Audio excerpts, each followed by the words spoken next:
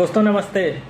जैसा आप जानते होंगे कि अब घर घर जाके लोगों को टीकाकरण किया जा रहा है और उसके बाद मीडिया में ये खबर फैलाई जा रही है कि घर घर जाकर लोगों को ज़बरदस्ती टीका लगाया जाएगा जो भी लोग टीका नहीं लगाना चाहते हैं। तो इसके बाद मैं आपको हेल्थ मिनिस्टर का वीडियो दिखा दे रहा हूँ जिसके अंदर उन्होंने ये बात बोली है कि घर घर जाया तो जा रहा है लेकिन उसके अंदर वो लोगों से आग्रह करेंगे टीका लेने के लिए, ये नहीं कि लोगों को पकड़ के ज़बरदस्ती टीका लगा दिया जाएगा। एक महीने तक आज हमने निश्चय किया है कि घर घर में जाके सभी राज्य अपनी व्यवस्था करेंगे, घर घर पे जाएंगे, फर्स्ट डोज बाकी है उसको फर्स्ट डोज लगाने के लिए आग्रह करेंगे और लगाएंगे। ये पूरी वीडियो आप देखना चाहते हैं तो नीचे डिस्क्रिप्शन में लिंक दिया है, उसके अंदर आप जाके देख सकते हैं। उसके अंदर उन्होंने यही बात कहा है कि वो आग्रह कर रहे हैं, किसी को भी फोर्स करके नहीं किया जा रहा है। अब बोलने में तो वो ये बात बोल रहे हैं लेकिन आप जानते ही हैं कि घर जो लोग भी आएंगे उनको क्योंकि टारगेट दिए जाते हैं कि रोज़ आपको 100 टीके लगाने हैं या इसी तरह से, तो वो आके जो भी टीका नहीं लिया होगा उसके ऊपर ज़बरदस्ती करेंगे। तो सबसे पहले वो ये बात बताएंगे आपको कि मीडिया में देखिए ये बात लिखी जा रही है कि यहाँ न्यूज़पेपर का आर्टिकल आपको दिखाएंगे कि अब जो भी नहीं लिया है उसको ज़बरदस्ती लेना पड़ेगा। तो उसके लिए आप उनसे ये बात बोलिएगा कि आप ये बताइए कि सरकार जो बात बोल रही है उसके ऑथेंटिक होती है या फिर जो न्यूज़पेपर में लिखा है आ रहा है वो ज़्यादा ऑथेंटिक है। जो मिनिस्टर अपने मुंह से बोल रहा है वो बात सच होगी ना, उनको ये बात दिखाइए कि उसके अंदर उन्होंने आग्रह करने की बात कही है। ये पूरा वीडियो आप डाउनलोड करके रखिएगा, मैं आपको नीचे डिस्क्रिप्शन में लिंक दे रहा हूँ। और उसके बाद भी वो ना माने तो आप उनको गवर्नमेंट का एफिडेविट दिखा सकते हैं। ये सेंट्रल गवर्नमेंट की तरफ से गोवा हाई कोर्ट में दिया गया एफिडेविट है। इसके अंदर उन्होंने बोला है कि टीकाकरण कम्प्लीटली वॉलंटरी है, कोई भी किसी तरह से दबाव नहीं बनाया जा सकता है। फिर भी वो अगर आपको ज़बरदस्ती करे तो आप ये पुलिस में FIR कर सकते हैं 112 नंबर पे। और वो भी अगर आपसे बोले कि नहीं ये तो अब मीडिया में ऐसा दिखा रहे हैं तो आप उनको ये एफिडेविट दिखा सकते हैं कि सरकार का ऐसा कोई आदेश नहीं है। जैसा कि डॉक्टर BRC बोलते हैं कि फ्रीडम इज़ नॉट फ्री, तो अपनी स्वतंत्रता के लिए आपको खुद तो कुछ संघर्ष करना ही पड़ेगा।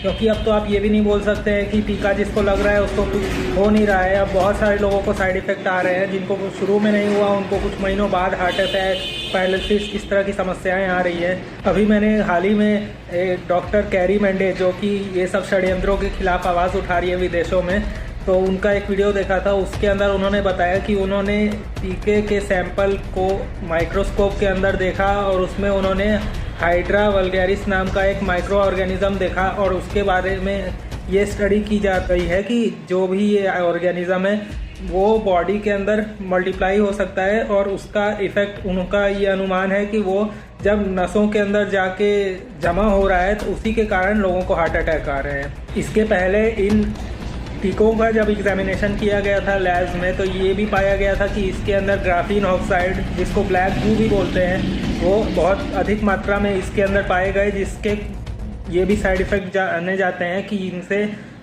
इन्फ्लुएंजा या फ्लू होते हैं। तो जैसा कि आप जानते हैं कि जो लोग टीका लिए उसके बाद कई सारे लोगों को ये ट्रेंडिंग बीमारी हुई, तो उसका एक कारण ये भी हो सकता है कि ग्राफीन ऑक्साइड की अधिक वजह से उनके अंदर उसके सिम्टम आए होंगे। ये ग्राफीन ऑक्साइड मास्क और जो PCR टेस्ट किट जो नाक के अंदर डाल के किया जाता है उसके अंदर भी पाया गया है, लेकिन टीकों के मुकाबले कम क्वांटिटी में पाया गया है। लेकिन ऐसा भी कहा जाता है कि जो लोग टेस्ट कराते हैं उनके अंदर, क्योंकि ऐसा देखा जाता है इन जनरल कि जब टेस्ट करा लेने के बाद उनके सिम्टम बढ़ने लगते हैं, तो हो सकता है कि ये जो किट्स के अंदर ग्राफीन ऑक्साइड है उसके कारण भी उनके सिम्टम बढ़ रहे हों। तो इसीलिए मैं आपको रिकमेंड करूँगा कि आप इन चीज़ों को अवॉइड कर सकते हैं, टेस्ट, सैनिटाइज़र और ये सब चीज़ों को तो अवॉइड करिए। क्योंकि ये जो टेस्ट किट होती है जब ये नाक के अंदर जाती है तो जो नाक और दिमाग के बीच में एक परत होती है वो ये उसको भी डिस्ट्रॉय कर देती है,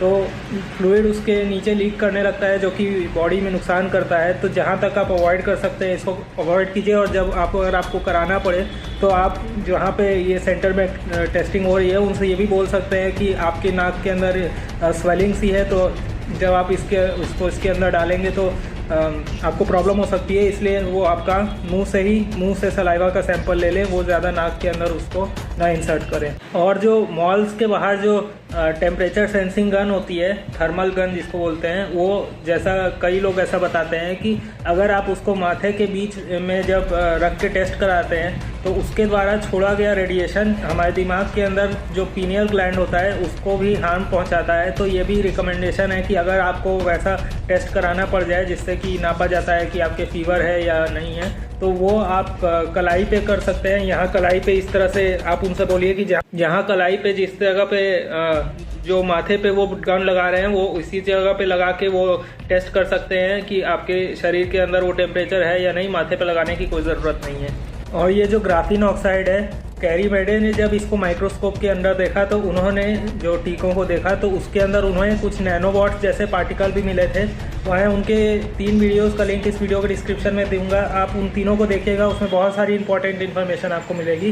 तो कहने का ये है कि जब वो जो ग्राफीन ऑक्साइड है वो 5G के साथ मिल के मैग्नेटिक रोबोट्स की तरह इंटरेक्ट कर सकता है और दूर तक लोगों को किसी दूसरी जगह पे सिग्नल भेज सकता है और वहाँ से लोग इसे कंट्रोल कर सकते हैं। तो ऐसा है कि जब मैंने कुछ दिनों पहले एक वीडियो बनाया था जिसके अंदर मैंने बताया था कि लोगों को ब्लूटूथ के स्ट्रेंज सिग्नल्स अपने मोबाइल में देखने को मिल रहे हैं, उस समय बहुत सारे लोगों को ये अजीब सा लग रहा था।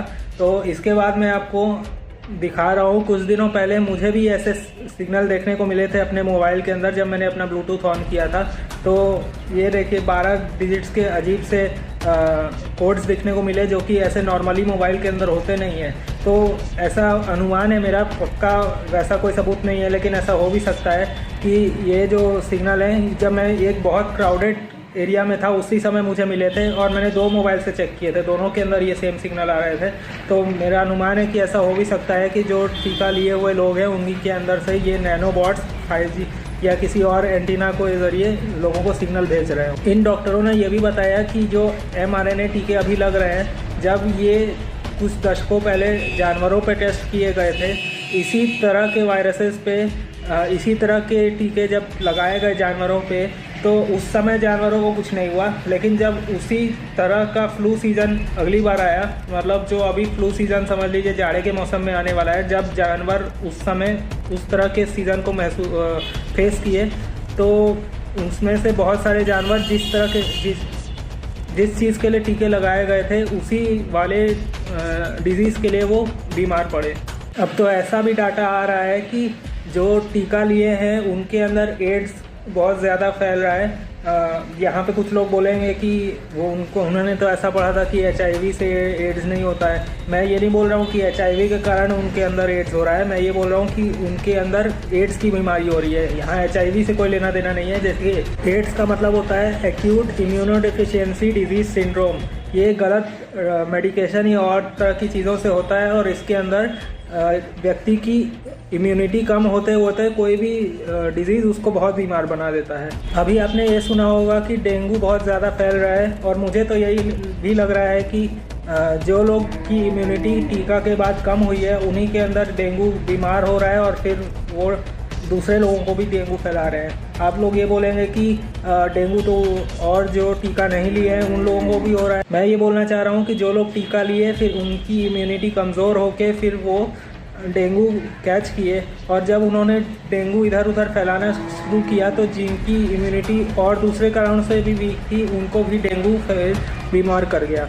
और मेरा ये अनुमान है कि ये जो एड्स से उनके अंदर इम्यूनिटी कम हुई, फिर जब नेक्स्ट फ्लू सीज़न आएगा तो कम इम्यूनिटी, और जैसा आप जानते होंगे कि टीका लिए हुए लोगों की इम्यूनिटी नेचुरली डिजीज़ कैच किए हुए इम्यूनिटी से कम होती है, तो ये दोनों कारण मिलके फिर जब नेक्स्ट फ्लू सीज़न आएगा तो उसी डिजीज़ से वो बहुत ज़्यादा बीमार पड़ सकते हैं। तो टीका ना लेने के कारण तो बहुत सारे हैं, लेकिन इसके बावजूद भी अगर आप टीका लेना चाहते हैं तो अभी ये बताइए कि जब इसके बाद तीसरा डोज के लिए आपको मैंडेट किया जाएगा और उसके बाद चौथा और उसके बाद लगातार जब मैंडेट किए जाएंगे टीके तो आप तब क्या करेंगे। अभी मैंने एक न्यूज़ देखी थी, अमेरिका में जो मिनिस्टर्स हैं वो ये कंसिडर कर रहे हैं कि जो 2 डोज के बाद सर्टिफिकेट कंप्लीट कहा जाता है, अब उसको पार्शल कर देंगे और तीसरे को कंप्लीट मानेंगे। मतलब कि 2 डोज वालों को भी अभी इनकम्प्लीट मानेंगे और उसके बाद जो तीसरा डोज मतलब 3 डोज ले लेगा उसी को फिर एसेंशियल सर्विसेज वगैरह जैसी चीज़ें भविष्य में अलाउ की जाएगी।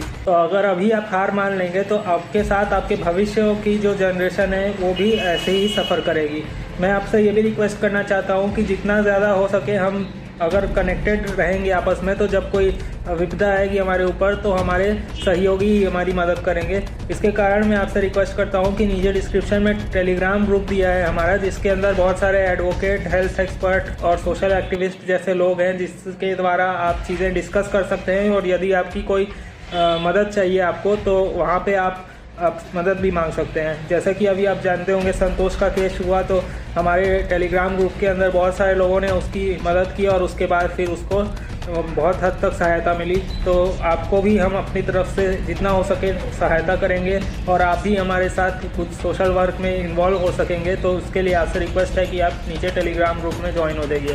साथ ही मैं आपको बॉम्बे हाई कोर्ट में जो अनिवार्य टीकाकरण के खिलाफ कोर्ट केस था उसके बारे में भी अपडेट करना चाहूँगा। वैसे तो उन्होंने केस की तारीख को अगले महीने के लिए रखा है अभी, लेकिन जो केस चला, जब बहुत सारे लोगों ने मेल भेजे थे तो उन्होंने जितना भी बात सुना कोर्ट वालों ने बहुत सीरियसली उसको लिया था।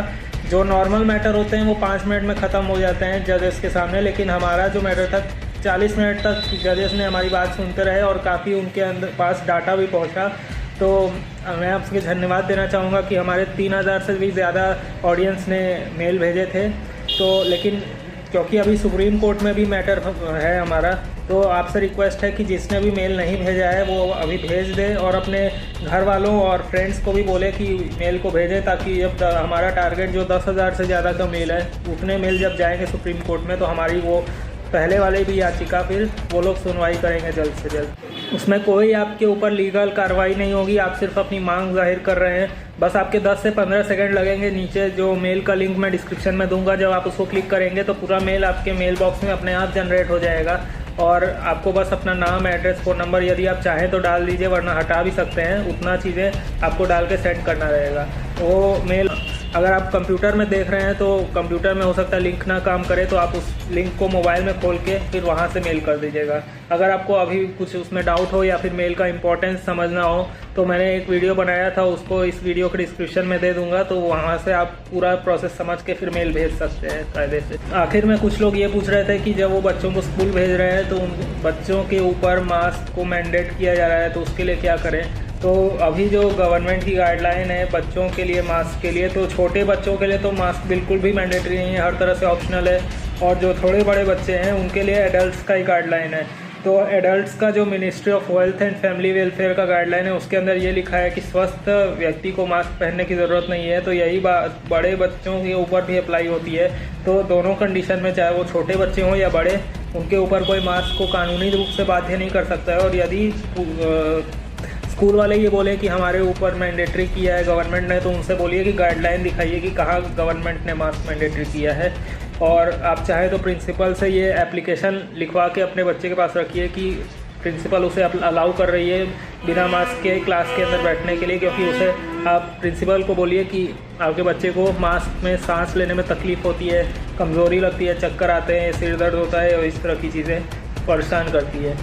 तो जैसा भी कर सकते हैं आप बच्चों को मास्क से दूर रखिए, क्योंकि अभी जान ही रहे हैं कि 3rd वेव शुरू कर रहे हैं और बच्चे जब मास्क से बीमार पड़ेंगे तो उसको वो तीसरी लहर बता देंगे।